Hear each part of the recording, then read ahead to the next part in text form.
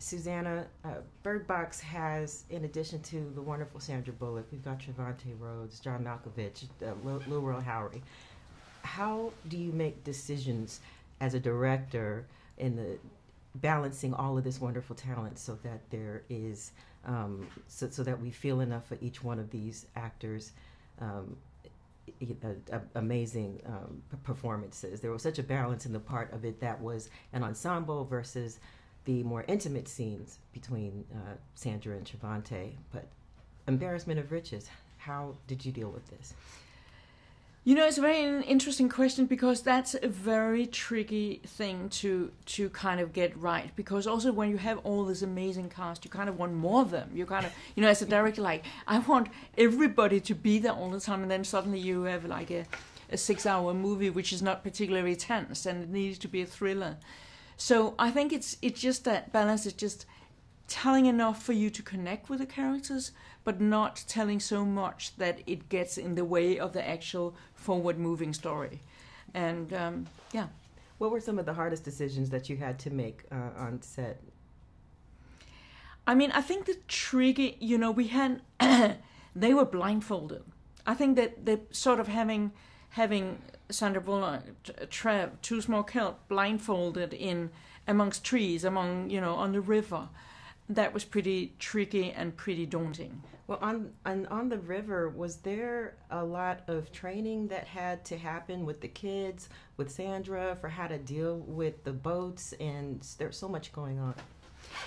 Yes, there was. You know, it was, Sandra didn't want to learn to row because she wanted it to be sort of, Mallory hasn't done it before, but she's very athletic, so it kind of came very easily to her. But there were a lot of training. She also trained how to, with somebody who teaches blind people how to navigate spaces.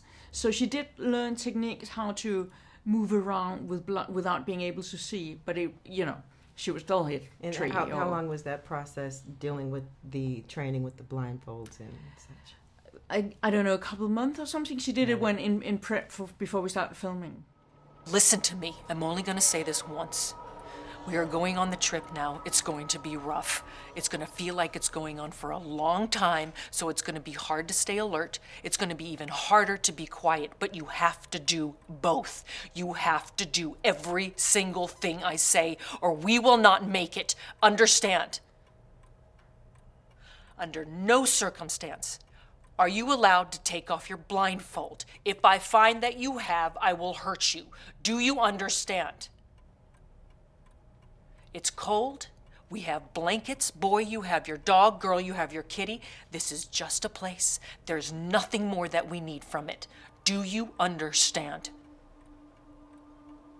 And no talking on the river.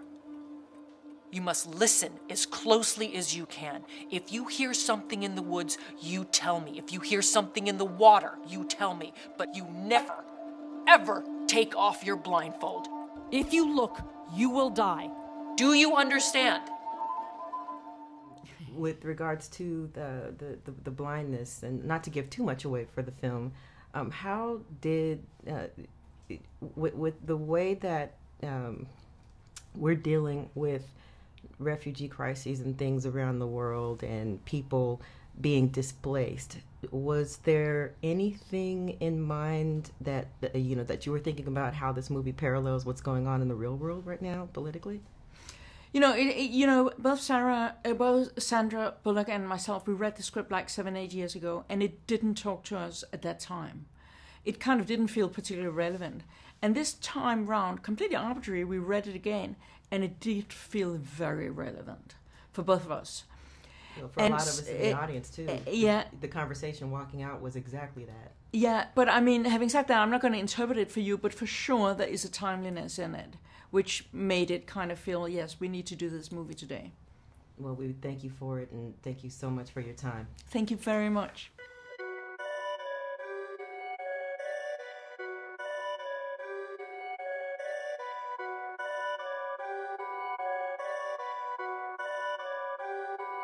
Perfect.